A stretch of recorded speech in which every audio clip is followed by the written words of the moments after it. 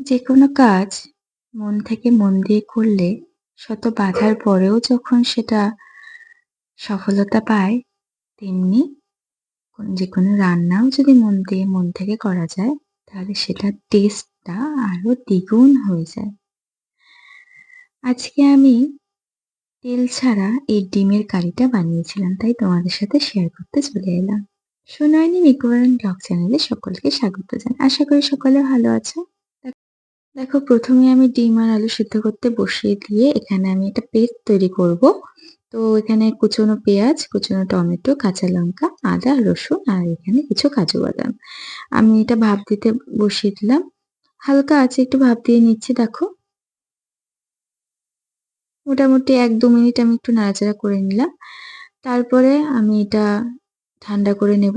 ঠান্ডা করে ব্লেন্ড করে নেব ভালো করে। দেখো, ব্লেন্ড করে নিলাম। এরপর আমি এর মধ্যে হলুদ গুঁড়ো দিলাম ১ চামচ, ধনে গুঁড়ো দিলাম ১ চামচ আর শুকনো লঙ্কা গুঁড়ো দিলাম ১ চামচ। এরপর সেদ্ধ ডিমটাকে আমি ভালো করে হলুদ আর লবণ দিয়ে মাখিয়ে নিচ্ছি।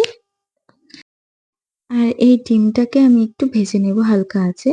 কেননা আমি ডিম কারি খেতে এভাবেই ভালোবাসি। এবার যারা ভেজে না নিতে চাও তারা ডাইরেক্ট সেদ্ধ ডিমটাই রান্না করতে পারো।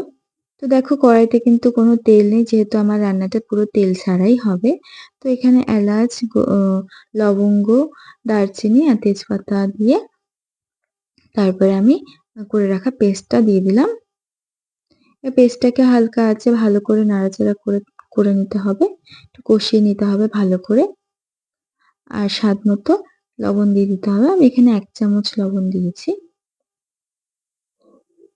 সবসময়ের মতো এবারের রান্নাতেও মা কিন্তু আমাকে যথাযথভাবে সাহায্য করেছে। দেখো, সাথে আমি কিছু কসুরি মেথি দিয়ে দিয়েছি। তো ওই কসুরি মেথিটা দেওয়ার একটাই কারণ যে এটার ফ্লেভারটা ভীষণ ভালো আসে। খুব ভালো লাগে। আমার পার্সোনালি ভীষণ ভালো লাগে। ভালো করে নাড়াচাড়া করে নিতে হবে। যেহেতু আমি গোটা জিরা দিইনি ফোড়নে, তাই আমি জিরা বেটে রেখেছিলাম। তো সেটাই আমি দিয়ে দিলাম। আর দেখো, ভালো করে নাড়াচাড়া করে নিয়ে তারপর রুম টেম্পারেচারে রাখা 1/2 কাপ দুধটা দিয়ে দিলাম। তারপরে আবারও ভালো করে নাড়াচাড়া করে নিতে হবে। কিন্তু রান্নায় কোনো জল ব্যবহার করিনি। গ্রেভিটা একটু থিকনেসটা রাখলে ভালো অবশ্যই। তো ভালো করে যেন নাড়াচাড়া করতে থাকতে হবে, না হলে লেগে যাবে। আঁচটা একটু হালকা রাখতে হবে।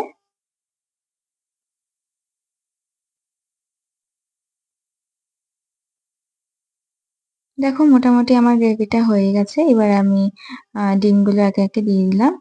সাথে আলুটাও দিয়ে দিলাম। আলুটা আমি পার্সোনালি ভালোবাসি বলে সেটা দিয়েছি। তো এটা পুরোটাই অপশনাল। তোমরা চাইলে অবশ্যই সেটা স্কিপ করতে পারো। মাত্র ২ টো আলু আমি এখানে ব্যবহার করেছি। ব্যাস, এবার এটাকে নাড়াচাড়া দিয়ে ১ মিনিটের মতো একটু ঢাকা দিয়ে রাখতে হবে।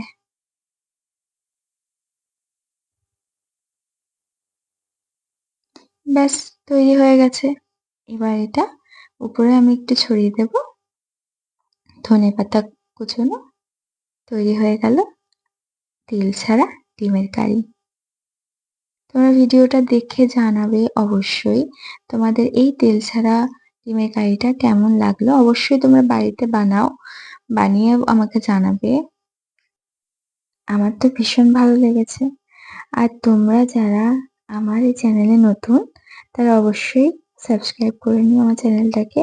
আর ভিডিওটা লাইক এন্ড শেয়ার করে দিও। Thanks for watching. টাটা।